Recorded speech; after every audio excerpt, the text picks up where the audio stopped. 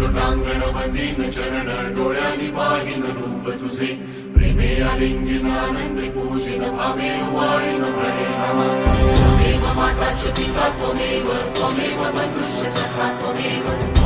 विद्या द्रव्यं त्वमेव सर्वं मम देव कायेन वाचा मनसेन्द्रियेण